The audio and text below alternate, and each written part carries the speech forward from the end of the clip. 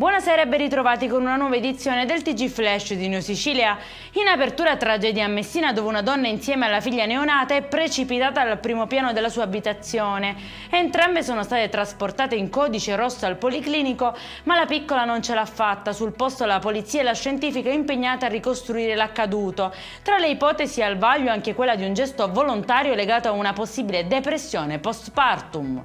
È stata la telefonata di una sedicenne a far scattare l'intervento dei carabinieri in provincia di Catania. La giovane chiedeva aiuto perché il padre stava picchiando la madre davanti a lei e ai suoi 3 fratellini minorenni. I militari al loro arrivo hanno trovato la casa completamente distrutta e la donna ferita. L'uomo in stato di ubriachezza ha anche aggredito la madre, intervenuta per difendere la nuora. Condannato all'ergastolo Onofrio Bronzolino, ritenuto responsabile dell'omicidio della compagna Anna Elisa Fontana, morta a Pantelleria dopo essere stata cosparsa di benzina e data alle fiamme. Secondo l'accusa si sarebbe trattato di un delitto premeditato a causa dell'eccessiva e ossessiva gelosia. E a tal proposito Codacons e Codacons Donna hanno presentato un'esposta a 9 procure siciliane chiedendo di accertare eventuali responsabilità penali di istituzioni e pubblici ufficiali per l'aumento dei femminicidi negli ultimi mesi. Le associazioni denunciano l'inefficacia delle misure di prevenzione e una gestione spesso lenta o burocratica dello Stato che continua a non proteggere le persone più fragili.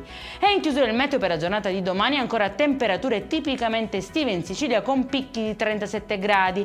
Permane l'allerta arancione per il rischio incendi. Per questa edizione è tutto, prossimo appuntamento domani alle 13:30. Buona serata!